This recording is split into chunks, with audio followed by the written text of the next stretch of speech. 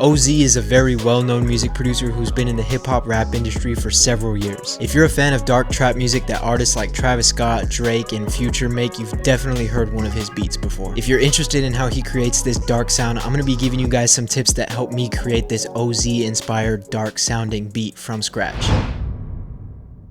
Before we dive into the breakdown, I just wanted to mention that there's a lot more that went into making this type of beat than there usually is with my videos, so just stick around to the end of the video to hear the final result. The first sound that I started with was this synth from Analog Labs. I came up with this pattern right here by starting with the root notes, and then I added these two notes up top right here that repeat throughout the entire 8-bar phrase. Having these two notes right next to each other in the scale really gives that dark vibe that we're going for with these type of beats. Then on top of that, I added these notes just to give it more melody and rhythm. For the effects, I have Deja Vu and this EQ that's filtering out a lot of lows and a lot of highs, giving me this sound to start with.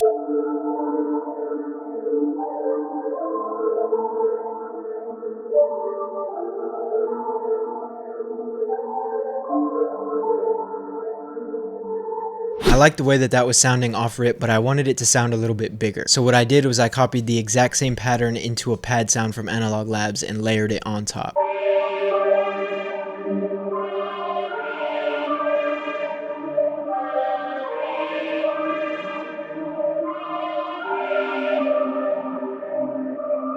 This just gives the progression that I created some more high-end presence without losing the dark vibe that I was trying to create. Next, to create some more melody within the sample, I opened up Serum and found this subtle lead sound. I came up with this simple pattern right here, which has these half notes that I was talking about earlier and also a descending movement.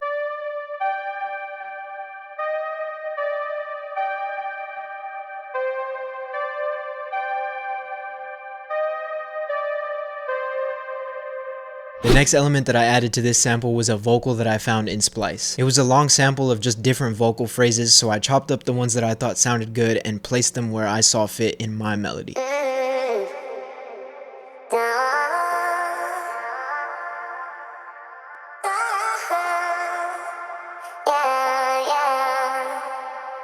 For the effects on that, I have this EQ filtering out a lot of lows and a little bit of the highs, this compressor that I use in a lot of my videos, effect rack with the Echo Boy Jr. on a quarter note delay, fresh air boosting up some high end for more presence, and this reverb with a very long decay but a subtle mix. Underneath all that, I added this synth bass one shot that I got from my Soul Sonics multi-kit, and it's just following the roots of the chords.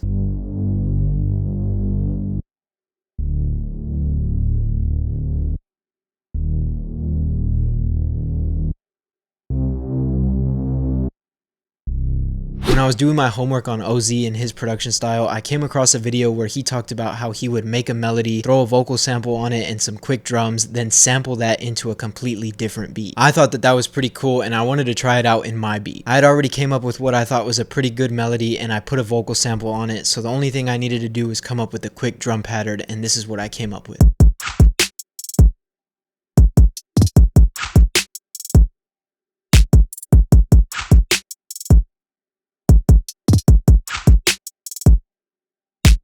Throwing those drums back on the melody that I created gave me this beat to work with.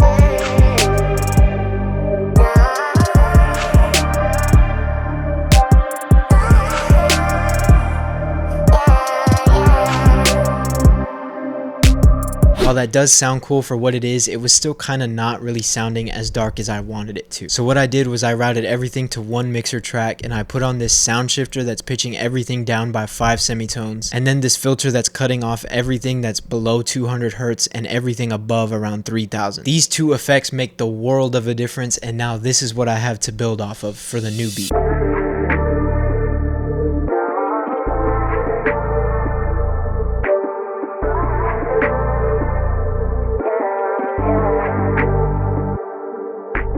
Now that the sample was sounding dark and feeling the way that I wanted, it was time to start working on the actual beat. Building off of the melodic elements that I already had in the sample, I copied the same pattern from the synth in the sample to this organ sound I found in Analog Labs, but I also went in here and added a couple different notes that just kind of gave it more melody and more rhythm, and also giving it some variation between the two sounds.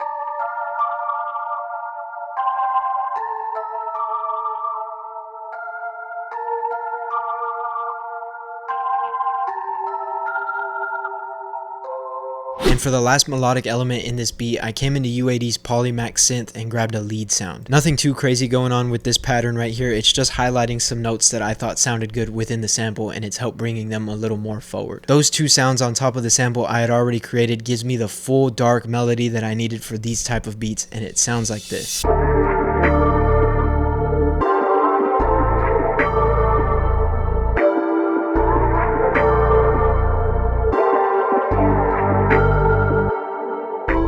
As far as the drums go in these type of beats, it's pretty standard with the whole trap bounce, but there's some different things that you can do to keep it interesting. What I did for the clap was I layered two different sounds just to give it a thick sound. I gave it some different rhythm here in the 4th bar, and then over here in the 8th bar I didn't put anything because, well, you'll see when I start talking about the kick. And as you can see, there's a little bit more going on than there usually is with my kick sounds. Still the pretty standard trap bounce down here, and then up here I added some rolls that I thought sounded pretty cool. I messed with the velocities a ton down here. You can see that I also messed with the panning on some of the rolls, and I thought it sounded really cool. Spins 808 underneath that, filling up the low end of the kick and following the roots of the sample. The only percussions I have in this whole pattern is just this one rim right here, and it's just giving some more bounce. I thought it sounded good. For the cymbals, there's 4 different ones we've got going on here. There's the hi-hats, obviously, there's a bunch of different rolls. There's this crash sound right here that I gave a half note delay by very lazily just tapering off the velocities of each hit, and that repeats every 4 bars. This short sounding hi-hat right here just giving more bounce. And then also this pretty long open hat that hits on the 3rd beat in the 4th bar and the 8th bar. Again, like I said, pretty stereotypical trap bounce, but there are some things that you can do to keep it interesting, like the different crash cymbals and open hats, and also just different variation within the hi-hats, and it just gives you a sound like this.